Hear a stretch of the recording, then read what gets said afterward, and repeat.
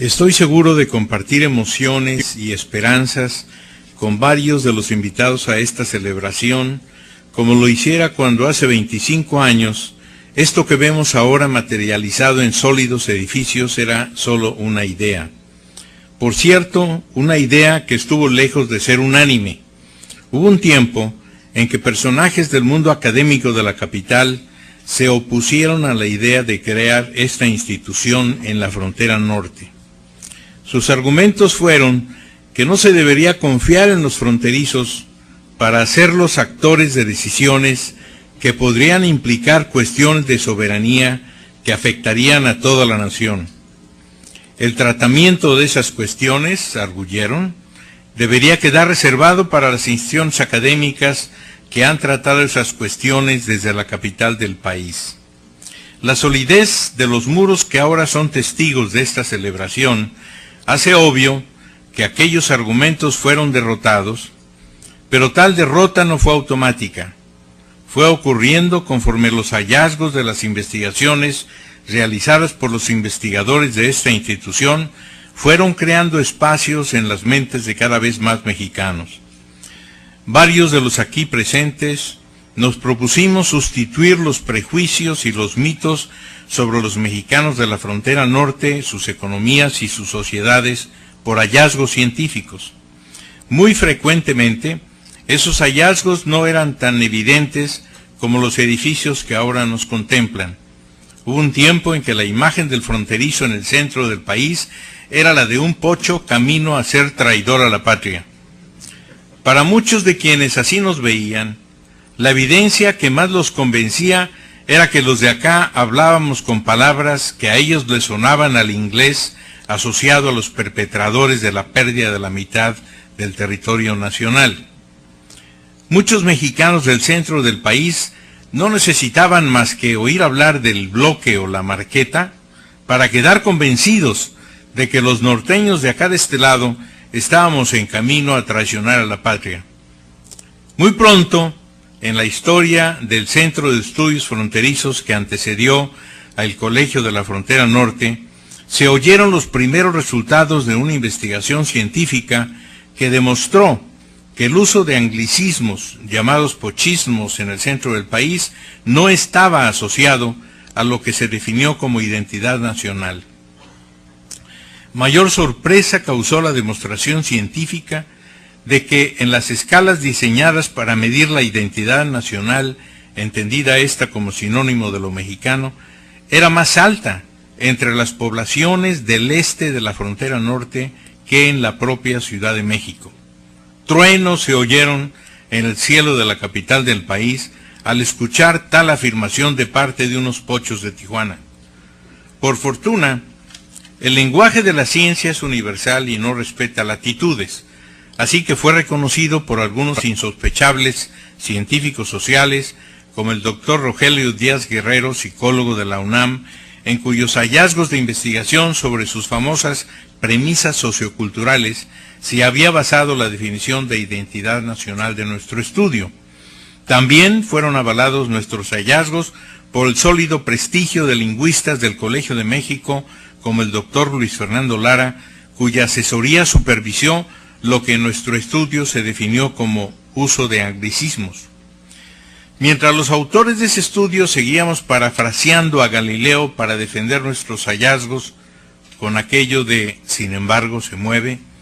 en ciertos círculos de puristas del lenguaje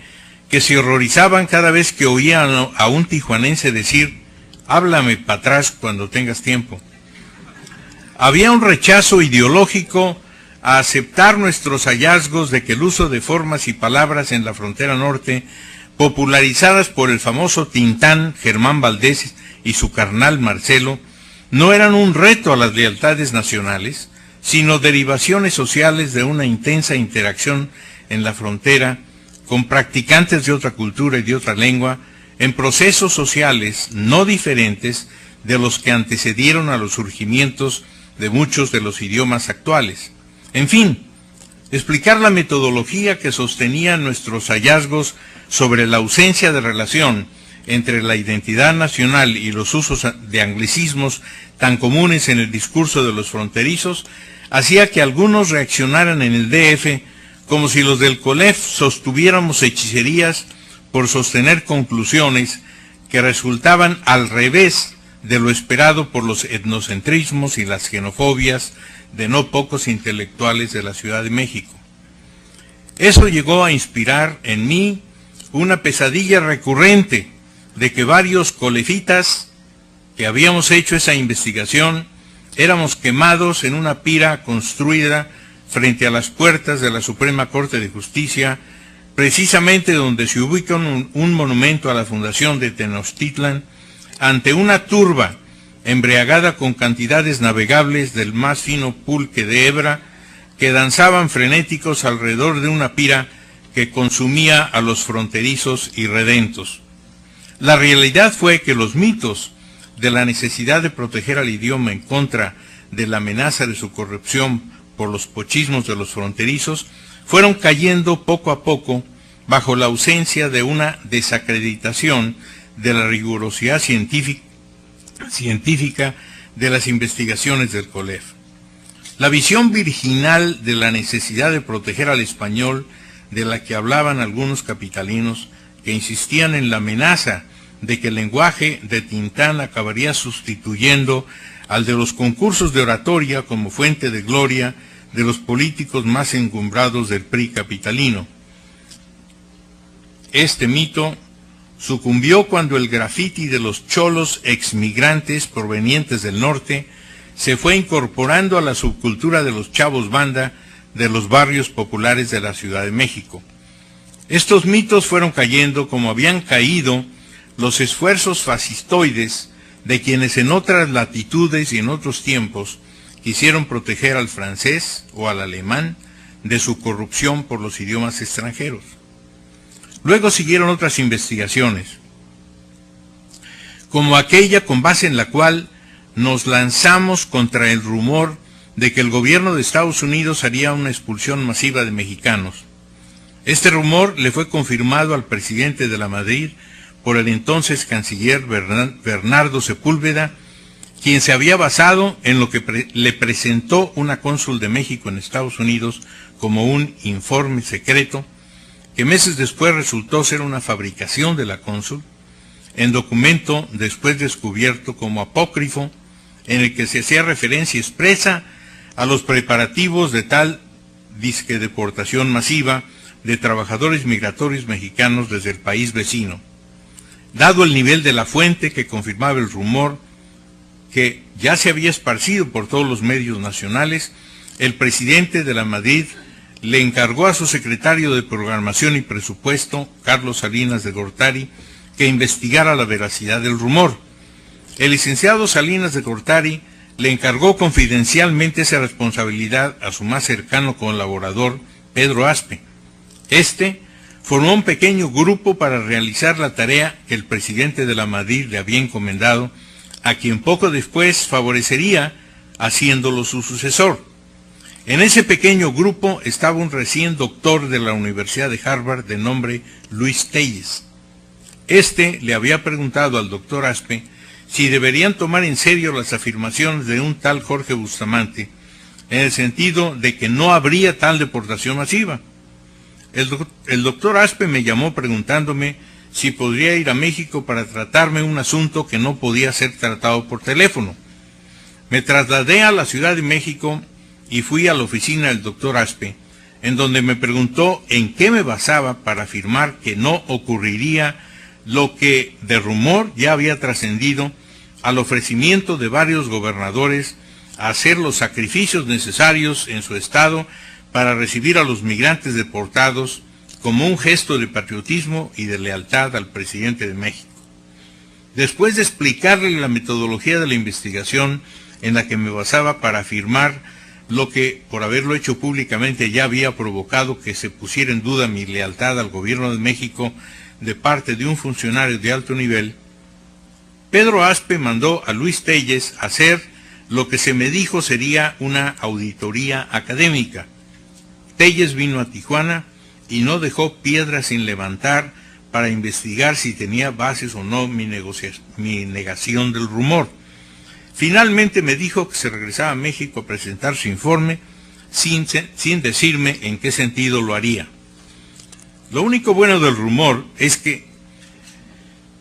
por cierto, cada día aumentaba el número de la gente que lo daba por cierto, fue que le pusieron fecha.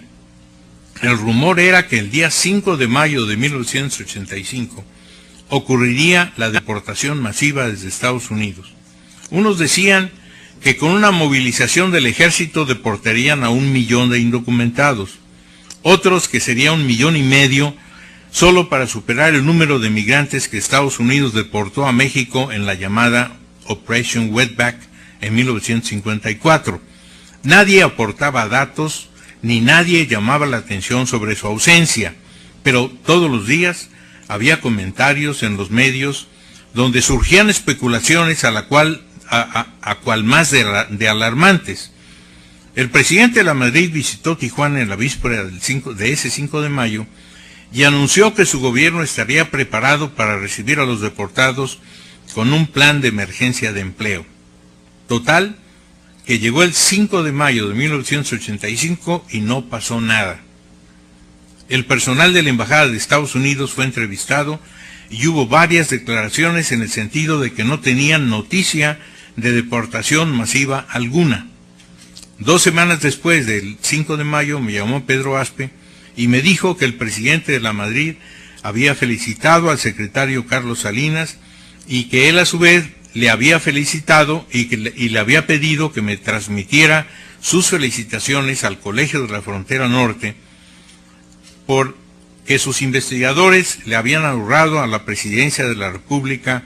el hacer el ridículo y el gasto que ya se había previsto para poner en práctica un plan de emergencia de empleo.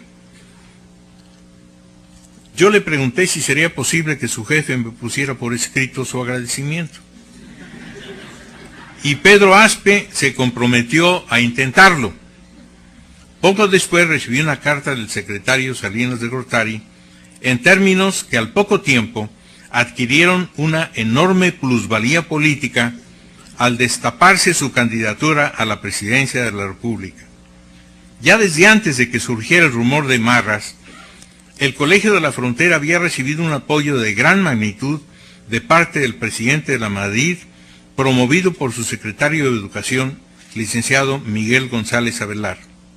Gracias a ese apoyo, se construyó el primero de los edificios en el terreno que ocupa, cuyo donativo de parte del gobierno de Baja California fue promovido por el propio licenciado González Avelar, con resistencias del gobernador en turno, que solo un secretario de Estado podía resistirlas y que solo pudo hacerlo con el respaldo del presidente de la República. Después de una historia que daría para escribir una novela, el ingeniero Óscar Bailón Chacón, gobernador interino de Baja California, bajo la persistente insistencia del licenciado González Avelar y del licenciado Eliseo Mendoza Berrueto, a la sazón gobernador de Coahuila y presidente de la Junta de Gobierno del COLEF, lograron persuadir al gobernador Bailón Chacón que desenredara los entuertos que impedían que el terreno de 50,000 metros cuadrados donde se encuentran las instalaciones de esa institución fuera escriturado en propiedad como base del patrimonio material de esta institución. ¿No sería justo que en esta celebración no hiciéramos un reconocimiento agradecido al apoyo que le dio al COLEF el presidente Ernesto Zedillo, al cual se debe la construcción de los 3 edificios que sucedieron al primero, incluyendo el de la guardería? Si bien cada edificio tiene su propia historia, para la época del presidente Zedillo, el COLEF ya estaba consolidado. Ya habían superado el síndrome de Tijuana más de 100 estudiantes que recibieron grados de maestría y doctorado de esta institución, mismos que se han encargado de esparcir un buen nombre de su alma mater por el país y por el extranjero. Para ese entonces ya se daba un curioso fenómeno. De vez en cuando descubríamos a estudiantes de arte de universidades de California observando el mural que pintó para el COLEF el gran artista chicano Malaquías Montoya. También era motivo de orgullo para muchos colefitas la colección de arte que se exhibía en los muros de esta institución. Esa colección había sido promovida por la doctora Amelia Malagamba de la Universidad de Texas y por el doctor Gilberto Cárdenas de la Universidad de Notre Dame como parte de los eventos del Festival Internacional de la Raza que año con año organizaba el COLEF para el solaz de la comunidad de Tijuana. Gracias a la producción académica de un número de investigadores que ya se acercaba al centenar al terminar la década de los 90, contando a los que trabajaban en las divisiones ubicadas en Tijuana, Mexicali, Nogales, Piedras Negras, Nuevo Laredo, Monterrey y Matamoros, el COLEF había logrado un reconocimiento nacional cristalizado en la suma de 5 premios nacionales a trabajos de sus investigadores. De ese cuerpo docente y de investigadores ha surgido la versión actual del COLEF, incluyendo a su liderazgo. Este ha tomado la estafeta de un estilo de producción académica de relevancia social y de creatividad científica en la que confiamos que romperán todos los récords anteriores. Gracias.